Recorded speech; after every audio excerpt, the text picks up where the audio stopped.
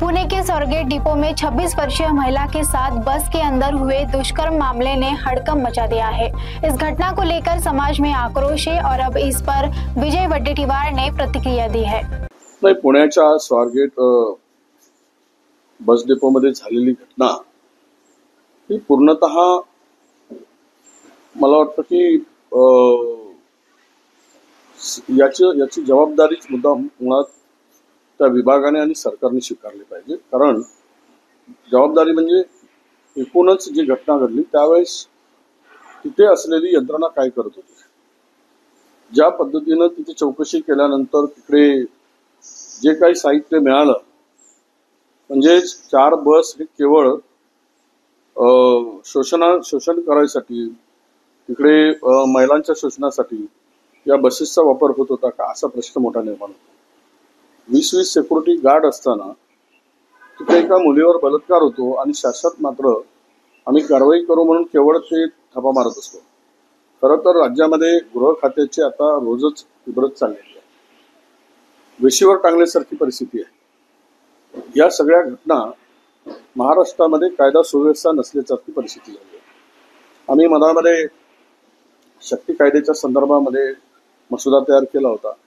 हे आता या सरकारने आमचं सरकार गेलं, सगळी तयारी झाली होती आणि त्यानंतर या सरकारने शक्ती कायद्यामध्ये लागू करून त्या पद्धतीनं कडक उपाययोजना करण्याची गरज होती, त्याची भीती निर्माण करण्याची गरज होती त्या कायद्याची, पण तसं कुठेही या राज्याकडून झालेलं दिसत नाही। यांना यामध्ये महिलांच्या सुरक्षिततेची अजिबात चिंता नाही।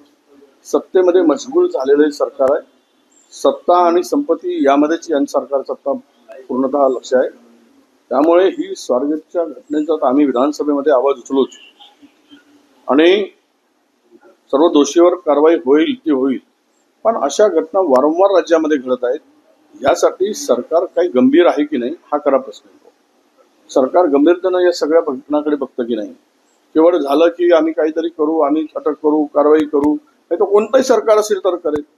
पण ज्या पद्धतीने या घटनांमध्ये वाढ होत चालली, महिलांच्या शोषणामध्ये वाढ होत चालली, बलात्कारामध्ये वाढ होत चालली, अत्याचारामध्ये वाढ होत चालली, पोस्कोच्या केसेसमध्ये वाढ होत चालली, त्यामुळे सरकार म्हणून काही कडक भूमिका स्वीकारणार की नाही, की सरकार म्हणून त्यांची जबाबदारी आहे की नाही हा खरा प्रश्न येतो। मग सरकारला आमचा शेवटचा असा इशारा आहे की तुम्हाला गृह खात्यामध्ये जे काही आता हे चाललेलं आहे हा कायद्याचा राहिलेला नाही राज्यामध्ये, आणि त्याबरोबरच त्याच्या पलीकडे जाऊन या राज्यामध्ये एकूणच आत्ताची राजकीय परिस्थिती जी काही निर्माण झाली त्यामुळेच गुन्हेगारांना अभय असल्यासारखं वाटतं। मग त्या अनेक घटना आहेत। एकीकडे आम्ही एखादी शब्द एकेरी भाषेत उल्लेख केला म्हणून आपल्याकडे एकीकडे माझ्या याला काही भाजपच्या लोकांनी आंदोलन केलं आणि दुसरीकडे मात्र तो सोलापूरकर, तो कोरटकर, तो छिंदम याचा साधा निषेधाचा फलकही यांच्या हातात दिसला नाही।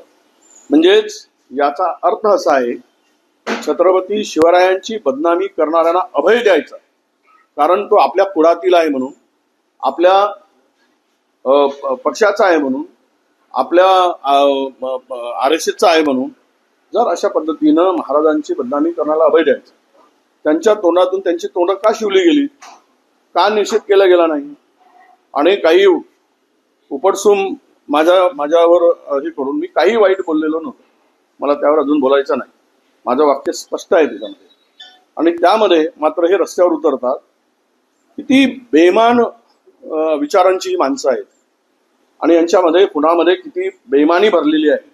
मग तो शिवाजी महाराजांच्या मृत्यूपासून तर संभाजी महाराजांच्या मृत्यूपर्यंतचा इतिहास पाहिला तर ही जी बेईमानी आहे, ही बेईमानी महाराजांना सातत्यानं अपमान करणारी जी काही विचार आहे तो विचार या राज्यामध्ये पुसण्याचं काम देवेंद्र फडणवीस करतील का हा त्यांना आमचा प्रश्न आहे।